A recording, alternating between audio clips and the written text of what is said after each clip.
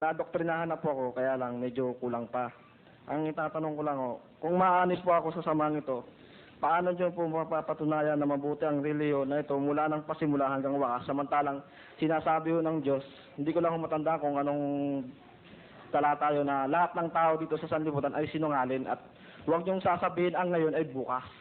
Parang ganun po. Huwag kong sasabihin. Ang ngayon ay katulad ng bukas.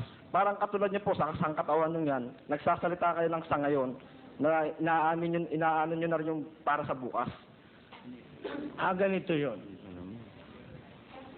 Ang tao, hindi pirme. Dahil pwedeng magsinungaling ang tao. Tama? Dahil nasa Biblia yun, lahat ng tao. Tama, no?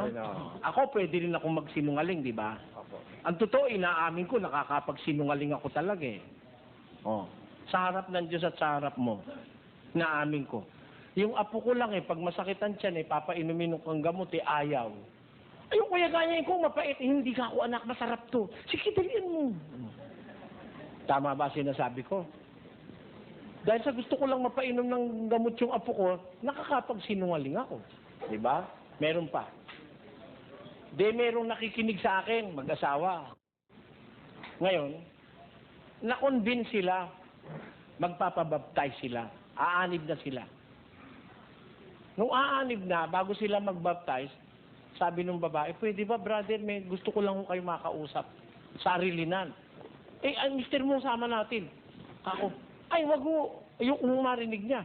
Kailangan ka ako dun sa nakikita niya tayo. Baka mamaya kung ano isipin nung asawa Pwede, pinalagay ko yung asawa doon. Dito kami, lumayo kami, naupo kami sa lamesa, sa silya. May lamesa, may silya. Ano baka ako yung kapatid? Kasi po, ang mister ko po kasi nung araw, balik-balik sa Saudi. Minsan po natukso ko sa ibang lalaki. Meron pong 6 na buwan akong nagtaksil sa asawa. Yan. Sila babotismohan na. Yun ho ba, patatawarin ako ng Diyos? Ako, sa bautismo, pinapatawad ng Diyos lahat ng kasalanan. Pag nagsisikat, nagbalik loob, at nangakong hindi mo na uulitin. Nagkayari kami. Paglabas, sinundan ako ng lalaki, inakbayan ako. Brother, ano ba sinabi ng misis ko? Kung ikaw ako, ipagtatapat mo.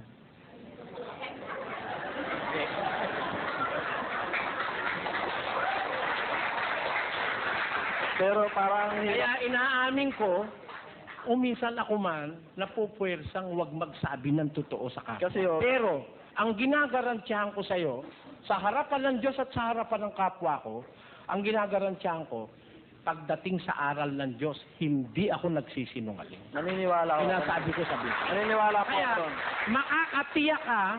makakatiyak ka ang isang relihiyon ay mananatiling mabuti pagka ang aral niya ay mananatiling nakabatay sa Biblia. Dahil hindi magsisinungaling ang Diyos sa Diyos ito Yung sinabi ko ngayon, yun din ang sasabihin ko bukas. Kasi yun din naman ang babasahin kong talata Ang masama, pag umalis na ako sa Biblia at nagdadaldal na ako ng wala sa Biblia. Pero habang ang aking itinuturo ay batay sa Biblia, makakaasa ka mula ngayon hanggang sa katapusan, yung pa rin yun at hindi magbabago.